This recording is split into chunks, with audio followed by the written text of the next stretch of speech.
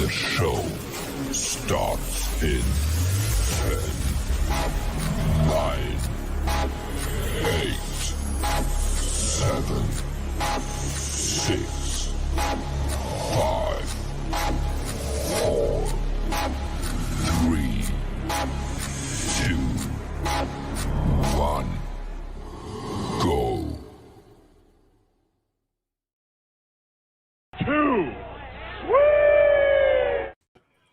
Bells and belts. What's going on, baby? It's your boy Cedric D coming back at you on a Wednesday with my tag team partners. I got my main man Joey, got JD here. Man Up is not here with us this week. He'll be back with us next week. Gentlemen, good evening to you all. What's up? How's everybody doing tonight? Man, sure. Hey, I got my popcorn, man. Hey, so you know, He actually has it. I literally have my popcorn here. Nesh is in the house. Nesh is in the house. What's going on? We got the generic jobber in the house. We appreciate you. Tonight we're talking NWA World Heavyweight Championships. JD got his. Joey got his. Got mine back there. Got the NWA World title, and then I got the big gold as well. So we're gonna have a good time now. Talk about our favorite world champions there, Joe. Jordan says, "Sup, y'all? Come on, man! You got to click and give StreamYard permission. We want to see your name on here." I saw that conversation that you had in the Facebook group. Jordan said he was going to tune in. So I Jordan, know we're glad to have you here, Jordan. So I hope you got your top 10s ready because we're excited to see your top 10 favorite champions as well as you getting to see ours. I'm 100% sure we'll have some in common. Absolutely. So you definitely come along with us and with the conversation. Where's Man Up? He's not available this week, but he will be back next week. Definitely. So have no fear. Man Up is still around. So absolutely. He lost his voice completely after SmackDown this past Friday. So thanks to everybody that trolled him. You guys are awesome. Y'all got my first. Okay, George. Yes, StreamYard.com /Facebook. Generic Jobber is always Facebook user, but now everybody's gonna be generic jobber. So no worries. But JD, man, hey, we're going 10-1, Carlos. Don't put your number 1 first. Save it. Yeah. We're gonna start at 10. So as we give our 10, you give your 10. This is how we're gonna do it. JD, this is your first top 10 with us, ain't it? It is first time top 10. All right, so I'm gonna do this here to go and get us started, and we're gonna start with you with this top 10 and go and get us started, sir. All right, so my top 10 starting is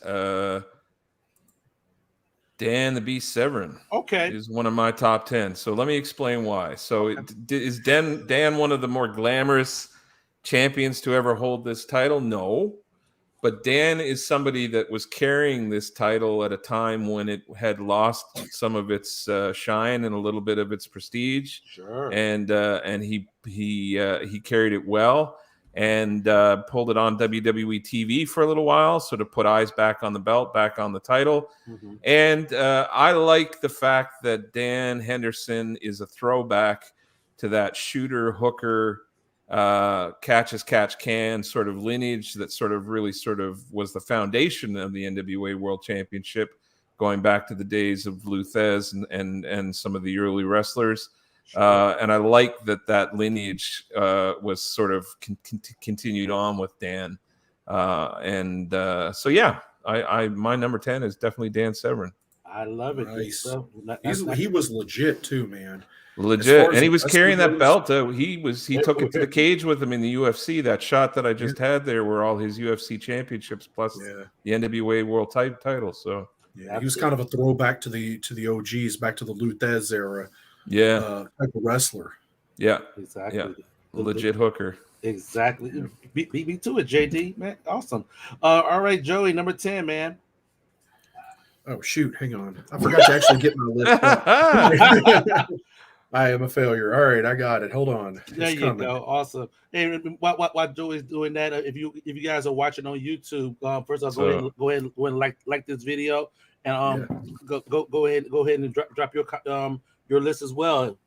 Count down with us. All right, Joey. All right, now I'm ready. All right. So my number 10 is a more modern NWA World Heavyweight Champion, but he's a throwback to an old era, and I'm talking about Trevor Murdoch. Okay. I loved Trevor with the NWA World Heavyweight title. He's still active in the NWA, but to me, he's kind of the best of like Harley Race and Dick Murdoch kind of come together. Exactly. Yeah, it brought back that southern badass sort of mystique. I'm just saying, yeah, he fit to me. He fit the mold. He had great matches. He and Nick Aldis had a great story leading up to Murdoch taking the belt off of Nick after Nick's historic 1,000-day plus title reign. Trevor was the guy that won the championship for him. It was, like I said, I love the storyline leading up into it, where Nick had strictly business kind of surrounding him, protecting his championship run, and Trevor finally broke through. Now Trevor's second reign came, unfortunately, after the Matt Cardona injury. Where Trevor would win an impromptu 4-way to win his second World's Heavyweight Championship. But there you go, 2-time champion and one of the best of the modern era. But okay, outstanding. Okay, you disagree? Okay, all right. It's not. So just for the record, it's not. We're not ranking the top 10 NWA World Champions of all time. Yeah, it's just your favorite. Exactly. So there's no wrong answers. Exactly. No wrong answer. And moving along to my number 10. My number 10, I have the American Dream, Dusty Rhodes, at number 10. Three-time world champion. Not significantly long reigns as champion, but a champion nonetheless. When he won the title the first time, he kind of broke the mold of what like the NWA was putting out there as the image as a world champion.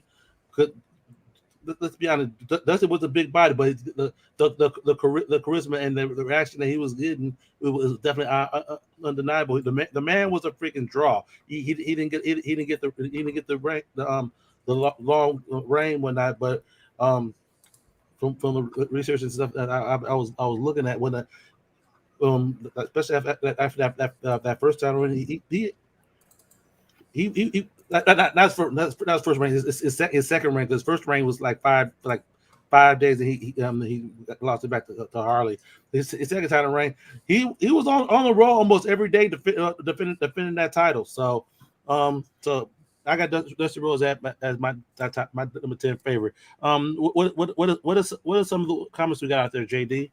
We definitely see. Okay, I see you on Dusty. Okay, Dusty is definitely going to be on this list. Yeah. Put your number 10s on there. So 10. Yeah, let's see everybody in who's hanging out with us tonight. Don't be afraid to throw those favorites out there. We want to know what you think. Exactly. YouTube, where you at? I haven't seen anything else from YouTube out there yet. I know we got some folks out there watching. So YouTube, Facebook, yeah. Don't disappoint me, JD. We're back to you at 9.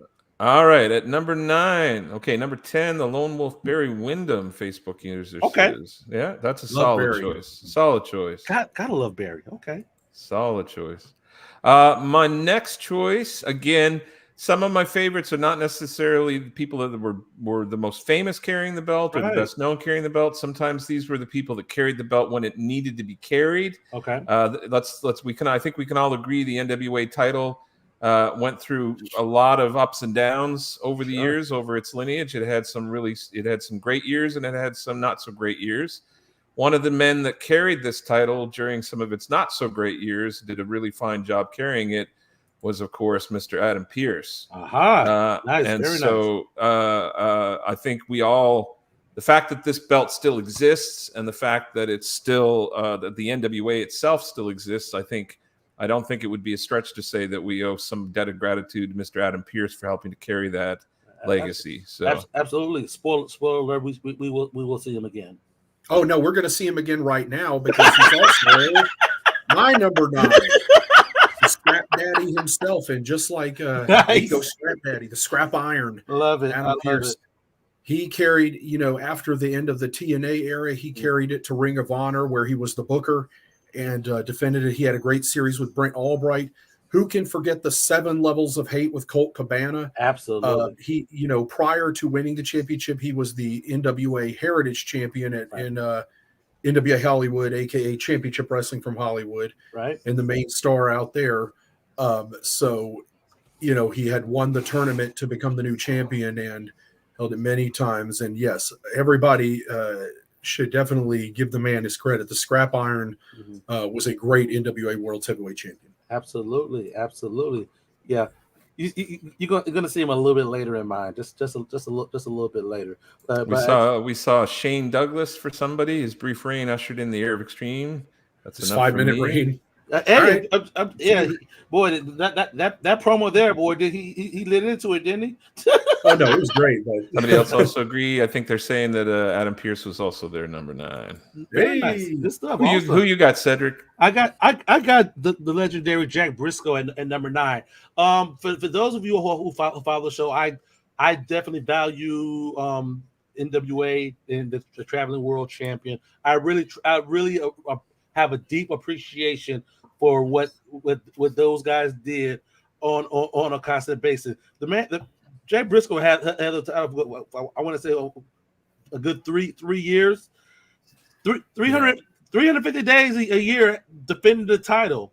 No matter how you feeling, if he could be in Florida defending the title, in the next town he could be in Georgia. Then after that he could be in Texas, and then he could be in California. He could be anywhere in the world. That's the traveling world champion, and that man did it for almost 3 years.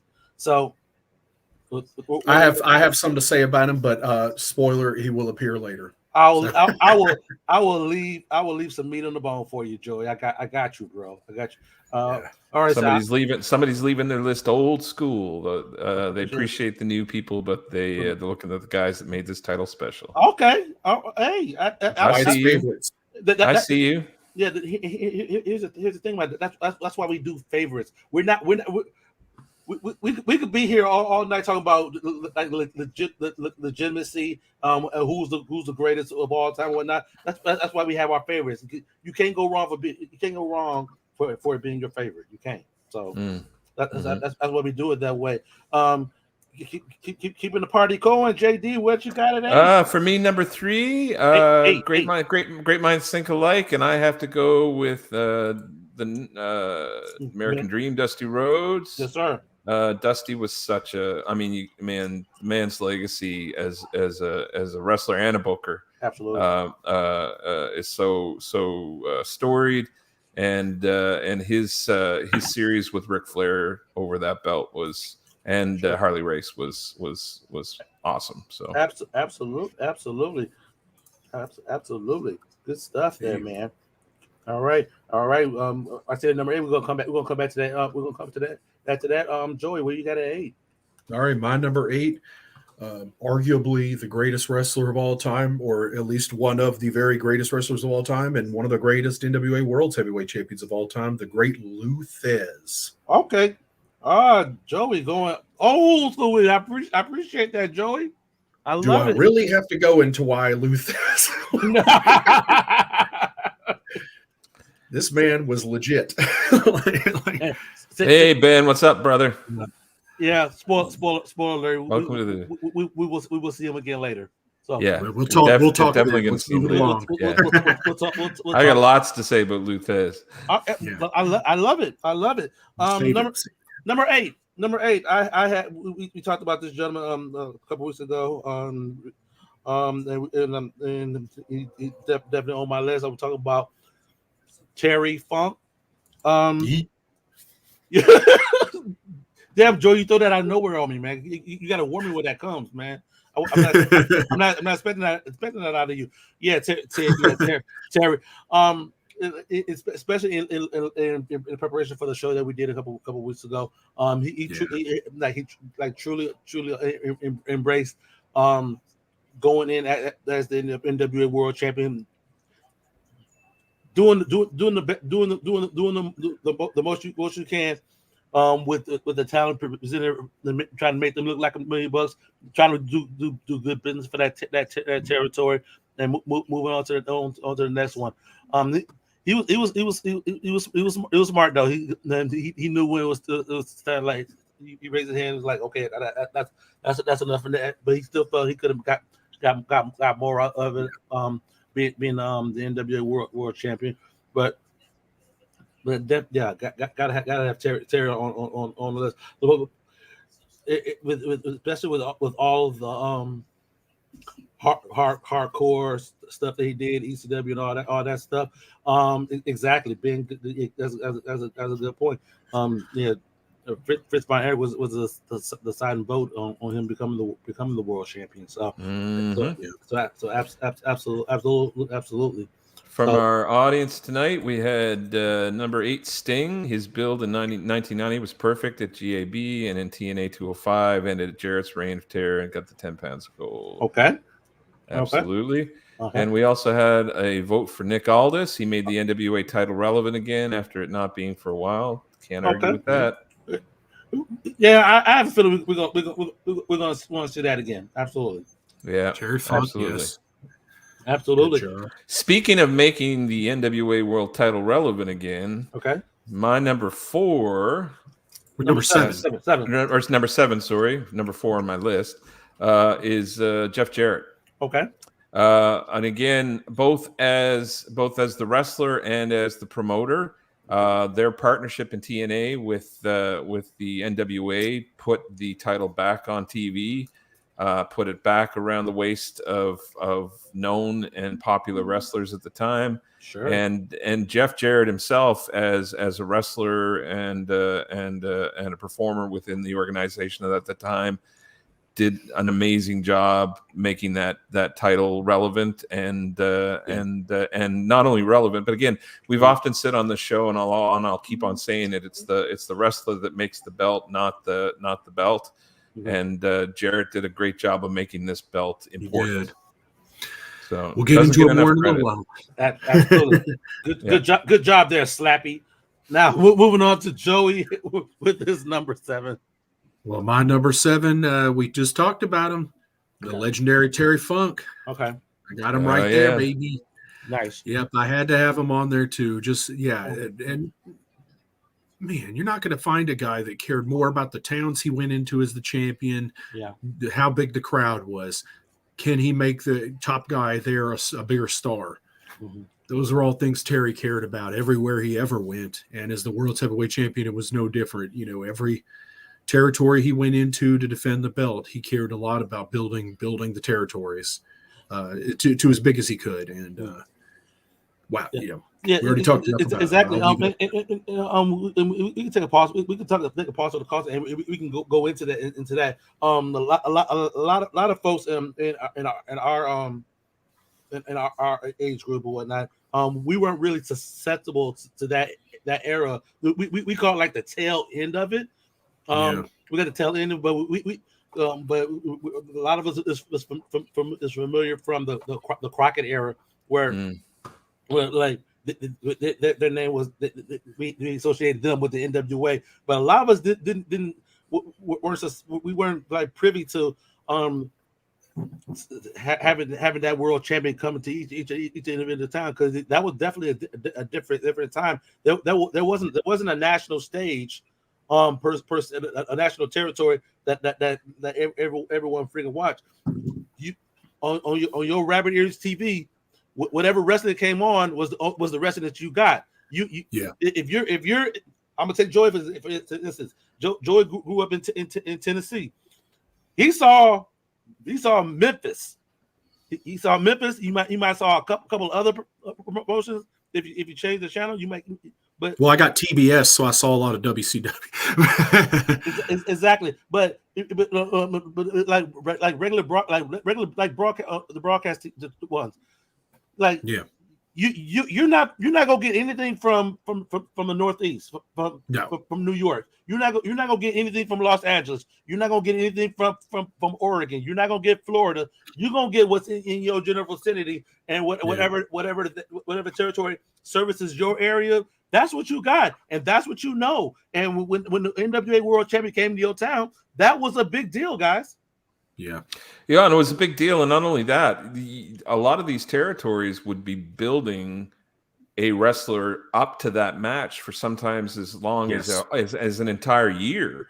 So you would be building up to a U.S. championship or a national championship within that territory, and all building towards that one payoff big match with the world champion, because you might be lucky enough to get that world champion booked once a year because they're traveling so much. So that's big business, and that's a big deal in the smaller territories, you know. Yeah. So and we as we go along, we're going to talk about the different phases that the NWA went through. With a lot of the champions that's going to be on our list, so definitely stay tuned to that. Hey, absolutely, we serve education tonight, guys. We're at number 7, Mike, for me, right? Yes, sir. Nature Boy Buddy Rogers is mine at number 7, guys. Won the title, and defended the title. He was primarily booked out of the Northeast, the Northeast office. So he defended a lot there. A lot of folks, and he wasn't going around to a lot of the territories as we were talking about him and whatnot. But when he dropped the title to Luthez in Toronto in 1963, it was a one fall match in an era where all of the title defenses were best 2 out of 3 falls. So I got Buddy Rogers on this list because, one, to a nicer guy it couldn't happen. If you all ever watched his speech when he won the title, that this was in the 1960s. He said that. Yeah, he did say that. The cockiness is just there. But that title change was the catalyst to start the Worldwide Wrestling Federation. Mm-hmm. And I don't know whatever happened to that company, but you know, but you know, it is what it is. But yeah, I got Buddy Rogers at number 7. The man had a heart attack and kept wrestling. I'm just saying. I'm just gonna say, like, how you know, I got up and had a sore back this morning. That guy had a heart attack and kept wrestling. So I'm just saying. My foot be acting up. I'm like, I don't want to walk. This man going into a wrestling ring and jumping in with who knows who. But yeah. So Buddy Rogers, that's better. Yeah, tough guy. Tough guy. So what are we on now? Number 6. Number 6. My number 6. So we've already seen this gentleman, but had to have him on my list, and that is, of course, Mr. Nick Aldis. He is a single-handedly responsible for putting shine back on that belt, I think, with the launch of. Well, let me actually qualify that. If we could put 11 people on this list, I probably would add Tim Storm to the list, because Tim Storm's everyman sort of story was certainly the launch of the new NWA. Exactly. But Nick Aldis was certainly the figurehead and the workhorse for the better part of the first year and a half, 2 years of that run. That was a good story they told to launch. So Tim Storm and Nick Aldis represent the era with Billy Corgan taking over Lightning One, taking over that. During that time, that's when NWA went from a governing body to an actual promotion. Mm-hmm. Yeah. So so bringing in that area, being the standard bearer. Mm-hmm. It's like, well, we're gonna see Nick Aldis again. We're gonna see. Yeah. Well, he's actually my number 6. Oh, so man. while we're at it, While we're at it, let me add on to that. Tim Storm's actually title reign ended up getting extended because of how good that story was. Because Nick had challenged for the belt, and they ended up keeping it on Tim for a few more months until that CZW show where Nick won the belt. But it went on because Tim connected with people so well. I think, what it's been said originally, the Lightning One group intended for Tim to just drop the belt and then to move on and Tim to go home. Mm-hmm. Tim's still with the NWA. Mm-hmm. He's doing color commentary. Yeah. He got himself over in that. He's got that everyman quality, right? Yeah. You know, he's a good color commentator. He brings back that kind of that Dusty Rhodes kind of, kind of everyman, kind of sort of against Ric Flair, the world high flying world champion kind of. But back to Nick Aldis. We got to give credit to the story with Nick and Cody leading into All In. That was a big deal, and that's shows you what Nick Aldis is capable of, because I give him a lot of credit for the build up to that. I think Cody was kind of goofy at that time, and Nick was very serious. Mm-hmm. And it definitely the way gave he credibility. Presented the world championship really, and it really felt like a very different match for Cody Rhodes in that match too. It felt like Nick really was the ring general and kind of running things. His connection to Harley Race and his having Harley's approval and all of that during his reign while Harley was still alive, and that all goes a long way to his. And I mean, the way he carried it, his professionalism. The way where he carried himself in the promotion, I mean, it goes a long way. Absolutely. So, what about you, Cedric? Where are you at? 7 or 6. So where we at? We're at number 6. Luthez, baby. There you go. Luthez, man. Hey, so every man's man. The man synonymous. This man. He held that title in, I think, three or maybe 4 different decades. Yeah, definitely three different decades. He won the first one in 39. He won in the 40s. He won in the 50s. Won in the 60s. 4 different decades. This man was the world heavyweight champion. Wow, yeah, crazy. So he's a badass. That deuce. I mean, goodness. Somebody mentioned Dusty Rhodes short reigns. Yes, however, he was always better chasing the title than holding it. Absolutely. Yeah. Hell, freaking him and Flair man invented freaking Starcade twice.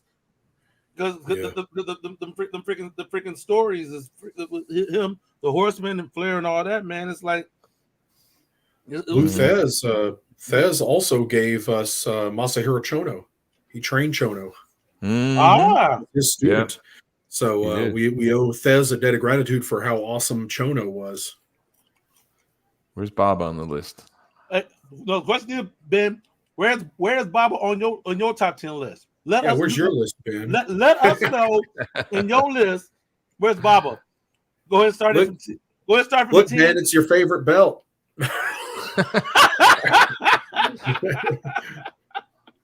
Let us know. Let us know in the comments. I love it. All right.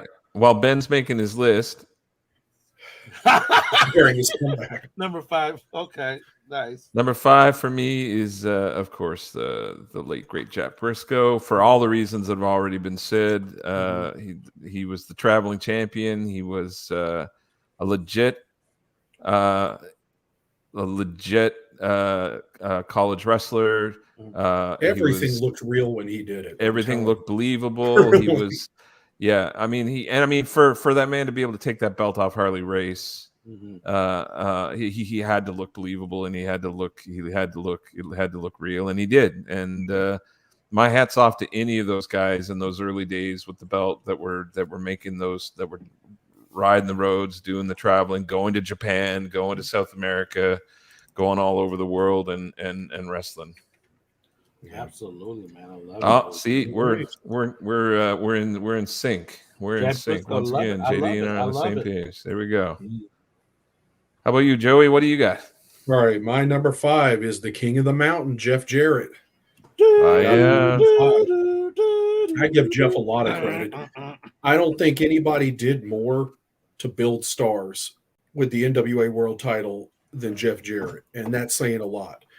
As far as being in a promotion like TNA, he made so many guys. If you're watching AJ Styles right now, you owe this man. If you're you're watching R-Truth, Ron the Truth Killings, you owe this man. Yeah, he made a lot of guys. He made Sting in that. He didn't make Sting, but he had that great. We talked about that great match with Sting at Bound for Glory 06. Yep. Holy cow! With Kurt Angle as the referee, Jeff knew when it was time to shine and be on top and be the champion, and he knew when it was time to do business. Well, and he also the brilliance of he and his father in TNA in those, especially in those early days in the early iteration of TNA, is that they were able to take a traditional title and combine it with something like the X Division and make it work. So like they were able to honor the old school, and they were able to work with the sort of known wrestlers and the established wrestlers and still build an entire roster of new style. Like some of the matches they came up with, some of the styles of matches, the people that they were able to build and feature. Man, there are very few promotions that have been able to juggle that have been able to find that balance between what was and what is going to be. And they did it well. Yeah, absolutely. He did it. Yeah. All right, Cedric. Who you got, Cedric? Scrap Daddy, Adam Pearce, and I told y'all, excuse me. The man made my top 5. He's more than a figurehead, folks. On television. Mm-hmm. This man was good at what he freaking did. But when that promotional era ended with TNA, this is the guy. This is the man that he was a traveling champion. And they didn't have the territories per se, but they what did the NWA call it? They had all these different member promotions. Thank you, Joe. That was the tip of my tongue. All these different member promotions and whatnot that the NWA World Champion went to in the kind of like how they did back in the day. Adam Pearce was that freaking guy, man. You was talking about the 7 levels of hate. I got that DVD on my shelf, man. You maybe want to pull that bad boy out again, man. So yeah, he and Cole beat the hell out of each other. Literally. I mean, they did. They went all around doing their matches. Like they had more than 7 matches. Just the 7 levels of hate was a series where it culminated. Mm-hmm. Yeah, we won't go there right now. Okay, so all right, so we're gonna start getting into sort of probably now that we're moving into our upper group, we're gonna start seeing quite a few repeats here, obviously, because we're getting into that upper echelon of champions. My number, what are we in now? I'm losing track here. Number 4 is of course the incomparable Mr. Terry Funk. Okay, hard to go wrong with Terry. Again, we did an in-depth sort of retrospective on Terry's career not too long ago. The man was one of the most selfless champions from his era at a time when a lot of wrestlers weren't being selfless. He was fundamental in the transition into pay-per-view for ECW and carrying that promotion. He built stars. He did it in the WWF too. Road Dogg and Jesse James can and Mr. Ass can definitely owe their breakout to him and Mick Foley. He's been building people from Jump Street, and he's a legitimate, tough, badass Southern wrestler. And my brother Dory. Yeah. Damn it, Jason! Don't you tell me I can't do a moonsault. I'll get up there. You just get out of my way. Dusty Rolls, you ex-fucking dog. Ben's Baba. So Baba is number 5 at your list, Ben? Okay, gotcha. Okay. Apparently he was 10 through 5 so far. Oh, okay. Okay. All right. Joey, number 4. Are we on my number 4? Terry Funk's from Chicago. Fight me. Actually, Terry's from Indiana. From Chicago. But Anyway, all right. Anyway. Like the Road Warriors and Lex Luger. And okay. All right, I got Jack Briscoe at number 4. Okay. I had to have Jack Briscoe. God knows, man. I just watched one of his matches with Jumbo Saruta today, and that they tore the house down over there. Like they were, man. Fans love Jack the world over too. Like he was super over. Okay. That dude, like they loved him worldwide too. But he was a great tag team wrestler with his brother, but even better as the world's heavyweight champion. And no doubt, like we've already talked enough about Jack Briscoe, so I'll leave it at that. But yeah. Absolutely. Number 4, everybody's talked about him. Might as well I will too. Nick Aldis. Yeah, like we already brought up the Lighting One era, whatnot. Sweet Charlotte looks good in his hands. The man looks like a freaking $1,000,000. When he talks, you listen to what he's saying, and you're like, damn, the champ means what he's saying. Like the champ, yeah, the champ said, I freaking believe it. So Nick freaking Aldis, man. What was the faction on the Strictly Business? There you go. Yeah, so like he brought folks along. You both brought folks along to ride with them and got that. They spread some of that sprinkles, some of that dust on them, and got them ready. The Camille just got done with her freaking title reign. She got her. Yeah. Tom Latimer is about to challenge for the world's heavyweight title. He was a member of Strictly Business, and of course Chris Adonis. Exactly. So Nick was a freaking asset. Was definitely was needed as the NWA went off to being that's the head of own promotion instead of the governing body. So yeah. Excuse me. Love it. My number 3. Are we on 3? No, 2. Yes, we are. Number 3. I can't keep track.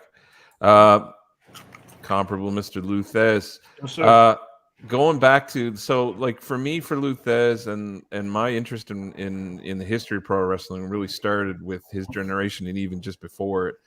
These guys that were legitimate catch-can wrestlers, they were legitimate hookers and shooters. Luthez was actually voted as the champion and decided upon to be the champion because that was the wild, wild west of the territories at that time. Sure. And there it wouldn't be completely crazy to assume that a promoter in a small territory would pull a fast one on Mr. Thez and try to get his wrestler over as the new world champion. So they put the belt on this man because he could go into these territories, and if he had to, could legitimately beat these guys in the ring and submit them or break something if he needed to. Exactly. And so he's got this gunslinger mystique of just being able to sort of like we can do this the easy way or we could do this the hard way.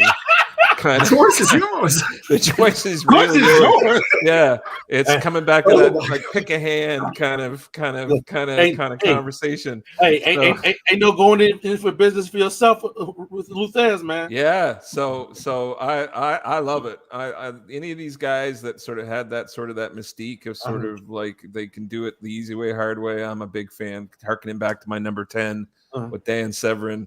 Love it. So Dan Luthez is a legitimate badass and one of the best to ever do it. So yeah, I'm always in awe whenever I come across something from the 40s, 50s, and 60s, man. Of guys in that area. A lot of folks these days when they see that, it's like it's not the glitz and glamour and the pyro and ballyhoo that it was accustomed to, whatnot. These were legitimate men. Yeah, going at it in this in the ring,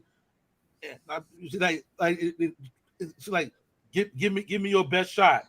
And stretching each other, screaming, writhing in pain. And it's a fascinating history because you can actually go back to that catch as catch can style, which came out of sort of the carnival sort of fixed sort of work fights, and you can trace a line from that right into jiu-jitsu, and then you can trace a line from that right into MMA, and you can take that line and trace it right back and go back full circle right back into pro wrestling again. And it's all this one big full circle that you can actually follow through. And you go back to the early days in Japan of the shoot wrestling sort of style, sort of booking that started to happen there, which transitioned into eventually what we saw as Pride, and even before that, the Pancrase and stuff like that. There's this really cool history of that I think a lot of people don't maybe know yet, or maybe would be interested to find out about. America had its own martial art, and it was catch as catch can wrestling. It was there already, and it's imagine if Minoru Suzuki had been around back then. Jeez. Yeah, man, he'd have fit in. Oh yeah, but like that type of guy. This Brock Lesnar kind of sort of mystique of the MMA, UFC fighter, college wrestler sort of. Imagine everybody competing as him. Like imagine a time period where every one of them is him. Every one of them is a corn-fed farm boy, strong as an ox, could rip your arm off and beat you with it if they wanted to. Legit shoot fighter, and that's what most of those early guys in the 30s and the 20s and the 40s were. Sure, no doubt, absolutely. All right, Joey, we're still on number 3. Absolutely. All right. My number 3 is the man called Sting. Okay. Yep. Two NWA World Championships, one in WCW and one in TNA. But to go back and man, as a kid, that was a magical moment when he beat Nature Boy Ric Flair at the Great American Bash 1990. That was a hell of a damn story, man. Yeah. It was. Going back to that class, Joey. Going back to that class, you're Ole Anderson. You're no longer a horseman. You're no longer a horseman. I think they were supposed to have done it at Starrcade, 89, but unfortunately Sting had gotten injured, and it ended up getting pushed out for quite a while he recovered, and then ended up being at the Great American Bash 1990. But that red, white, and blue attire. Yes, I was just about to say that. Iconic. That was iconic. It was you know what it was too with Ole, the way they did the horseman angle. They didn't even frame it for TV. Like they just surrounded him in the ring. They didn't crap about whether they had a good angle on it or nothing. It was just they just swarmed him, and it made it look really. It looked real. It looked so real because it wasn't. They strung along this gullible kid for a while. Yeah, and just kept him close so Flair could hold the title and he wouldn't be a threat. Except he then surprised them and told them, "No, I do want the title." And so, but then to go fast forward to 06 when that's 16 years later to when he'd win the 10 pounds of gold there against Jeff Jarrett at Bound for Glory. That was another great story because Sting, let's be honest, had been in a singlet for many years. He didn't have abs like that anymore. And he got himself into some kind of shape for that match where he wrestled Jeff. And Kurt Angle had recently debuted and did the special referee spot. It was a good build and a great match too with Jeff. And funny enough, how that happened. Of all the many world championships that Sting has won, 2 of them were the NWA World's title in 2 different companies and 2 different belts. So there they go. I love it. All right, so it looks like I'm gonna be the one to have this man at the lowest in the top 3. Guys, the greatest wrestler on God's green earth, the man Harley Race. There's nothing wrong with having him at 3. You could have had him not on the list or at 10. Any list that doesn't have any list to when you talk about NWA World Champions and you don't have Harley Race. How can you not, man? I mean, that this is it wasn't the era of wrestlers that with chiseled physiques and all of that good stuff. Yeah. This is a man that if you cross him the wrong way, he's gonna punch you dead square in the mouth. Yeah, or shoot you in the locker room. Exactly. No, the man carried. Make sure he allegedly. And allegedly, the man had his freaking pistol in his freaking bag. And if anybody come at him sideways as well, I mean, you got to do what you got to do. But it's freaking Harley Race, man. Yes. Oh gosh, man. They may say officially he's a 7-time champion, but Harley says he's 8 times, so he's 8 times. Hey, and who are we? I'm not going to argue that. The man, long gone, but I'm still not going to argue with him because I don't want that smoke. I'm just saying. Yeah. All right, Ric Flair. Got it. Well, I'm just going to piggyback off of Cedric, and I'm going to go right into my number 2, which also happens to be Mr. Harley Race. Yeah. Now, between my number 1 and 2, you could really flip flop, and I'm sure everybody can guess who my number 1 is already by now. Of course. Harley was the quintessential territory champion. Yes, he was the man making the rounds through especially in the American territories and North American territories. He brought that sort of available champion to the territories mystique. He was a tough badass. And he wrestled the other champions too. Yeah, and he did, and he was he was highly respected by the people within his profession for very good reasons. So exactly, we go to Luthez number 2, solid choice, solid. Joey, what about you, Mr. Joey? All right, my number 2 is the Nature Boy Ric Flair. Aha! Okay. Yeah, he had to be up there, man. I loved Rick when I was a kid. Just the whole presentation and how much class he carried the belt with, and again, like we were talking about in modern times with Nick Aldis, nobody ever surrounded themselves with people to protect the title better than Rick and the Four Horsemen. Yeah, so, But going back to Starrcade '83 and him and Harley tearing the house down, like gosh, man. Like we talked about the matches with Ricky Steamboat. You go on and on forever. I look back at it, and we talk about Ric Flair the way we talk about Okada now, where it's like every match that dude has with somebody, it's that other guy's best match. So Okada, you talk about Okada and AJ, it was AJ's best match then, and you talk about him and Omega, it was Omega's best match. Him and whoever, they elevate their opponents. These wrestlers, these special wrestlers that come along every now and then, and he certainly was one of them. Exactly. But back in those days, Rick said he could wrestle a broomstick. By the time he hit 50, he actually needed a warm body.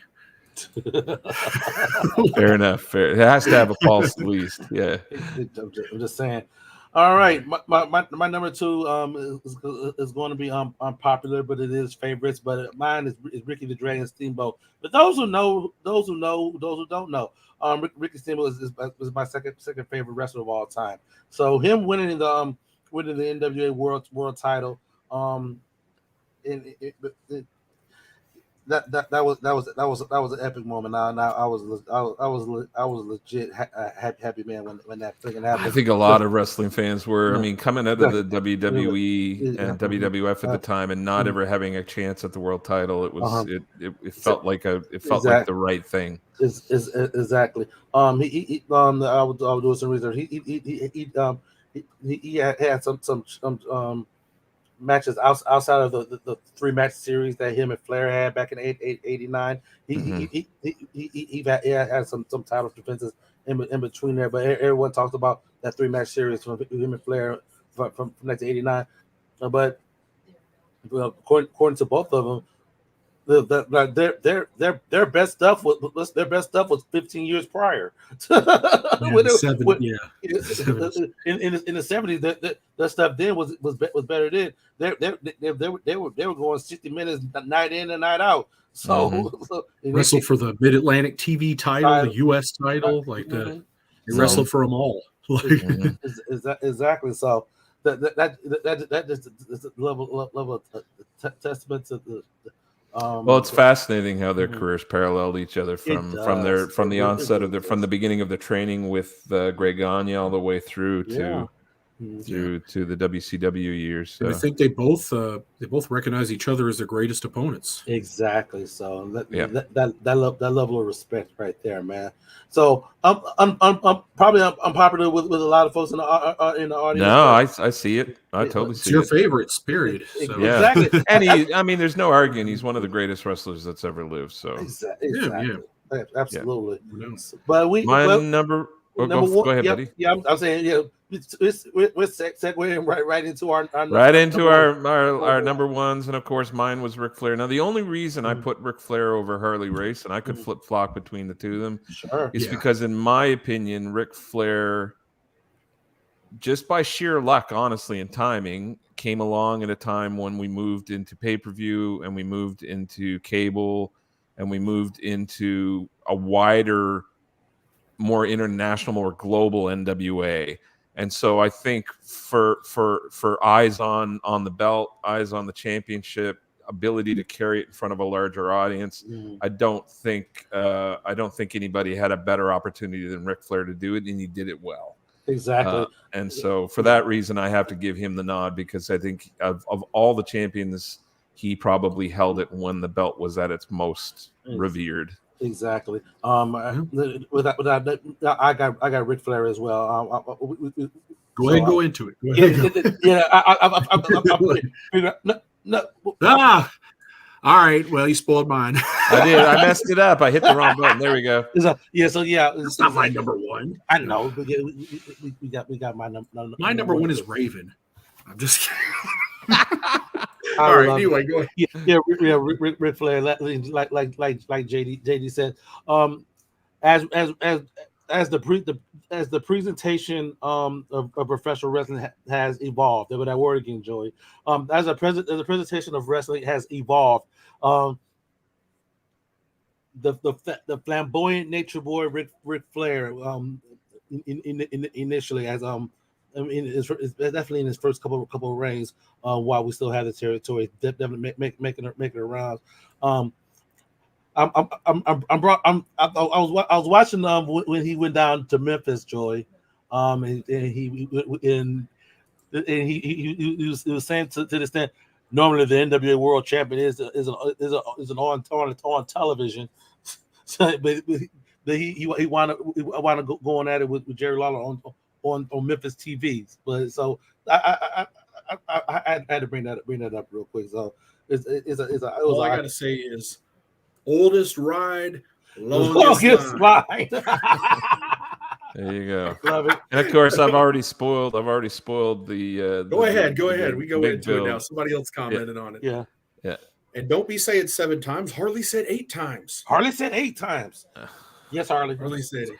I'm sorry. Yes, Harley. sir.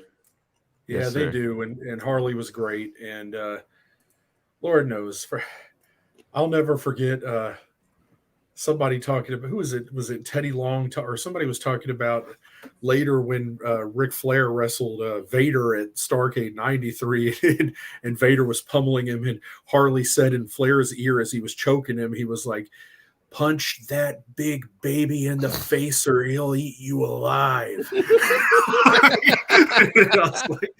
and I was like, man, but no, Harley, yeah. Okay. Yeah, to me he's the greatest. Like not only my favorite, but to me, in my eyes, he's the greatest NWA World Heavyweight Champion of all time. Just because, you know, and again, different era, you know, and he kind of passed the torch to Flair there at Starrcade 83. Yes. And so it just, you know, again, a guy that made wrestling seem so real, and Lord, yeah, now later on when he was a manager, yeah, of course I wanted to punch him, but I wouldn't. And but you know, his legacy goes on and on. We talked about everything he accomplished, but then you know, later on training a bunch of guys to include Trevor Murdoch and his impact on the business. He was in the business for decade after decade after decade after decade in some role. And to me, I'm a huge fan of his. And again, okay, all right, Yep. one of the greatest champions of all time. All right, guys, we have a little bit of time. We came in early. We got a big episode coming up next week, eh? Do we? I think so. What? That's news to me. I was just looking at the calendar, and I was looking like, do we have something else scheduled? What do we got scheduled this week? I believe it's our monthly melee coming up next week, isn't it? No, No, we're not there. We're not there. Different one. Oh, not yet. Sorry. No, the new guy. We'll blame the new guy. It's all good.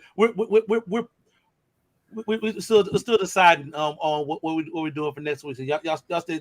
Ooh, we gotta stay tuned. You gotta stay tuned for that one. But that one's coming. So cool. Or put in the comments what you want us to talk about. Shoot. Yeah, hell yeah. put us on the spot. We'll have a week to prepare, and we'll have Man Up with us back next week. Hopefully. Right. Do y'all want to do a? You want to name like an honorable mention real quick of somebody you want? Yes, absolutely. It was mentioned earlier. I was happy when Barry Windham won it. I was like, yes, finally. Yeah. Them years with them battles that he was having with Flair back in '87, man. You just knew it was like. You just knew that he was going to do it. He had the talent all the time. He had it. The tall Lecky, he could freaking go, man. He can freaking go. Yeah. So absolutely, very Windham. JD. If I'm allowed an honorable mention and I'm allowed to change history, I go back and make Rick Rude's championship officially an NWA WCW World Heavyweight Championship reign. Well, you know, it was a world championship reign, just didn't get to be an NWA.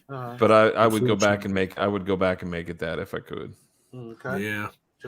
Joey. All right, and I'm going to give credit to somebody I did mention in a joking way, but I'm going to give credit to Raven in 2005. Our Truth wasn't. Never heard of our Truth being the world champion. Anyway. I never heard of that. Yeah. But yeah. But I'm gonna give credit to Raven. He won the championship in a King of the Mountain match, and he was like the first person since Jeff Jarrett to do it. But they had a great story leading up to that, where he kept claiming it was his destiny and everything like that, and he kept driving Larry Zbyszko insane. And Larry was like the director of authority at the time, or some kind of commissioner or something like that. And anyway, Raven was a babyface NWA World Champion, but had an incredible, if you ever get a chance to look back at it, dog collar match with Abyss. That was a freaking bloody nightmare of a match, but but Raven was in his wheelhouse. There you go. Somebody agrees with me, so he's my honor. There you go, Joey. With that being said, guys, we made it under the hour. Congratulations, guys!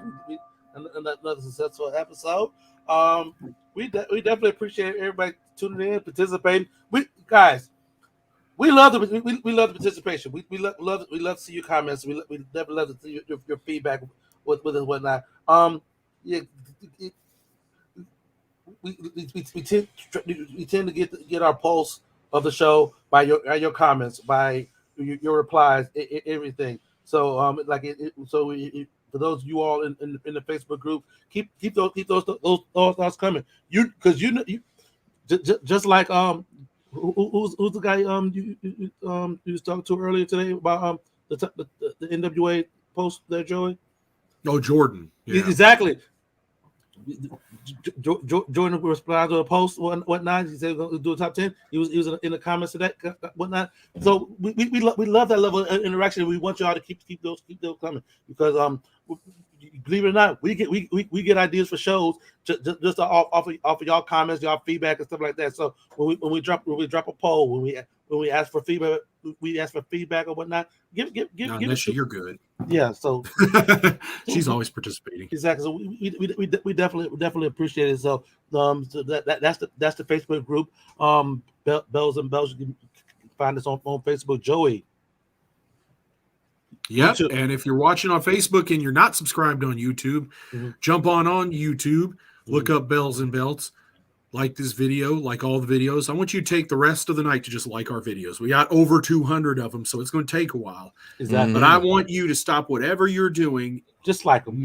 Neglect your family and like all of our videos. And then before you do any of that, go ahead and subscribe and turn on all notifications. And speaking of Facebook, you can find us in the Bells and Belts group on Facebook. And you can also find us in Champions Belt Club. Absolutely. And so like us in both groups. And come hang out in both groups. Check us out. Lots of trivia and wrestling history in the Champions Belt Club group, and lots of really great shorts and content in Bells and Belts that you're going to want to catch daily. So come check that out. Exactly. Awesome show, guys. This is loads of fun. Hey, how about we do this again next week, y'all? Sounds good? I think we might do it. Outstanding. So for JD, for Joey, I'm your boy Cedric D. We will see you guys here next week here on Bells and Belts.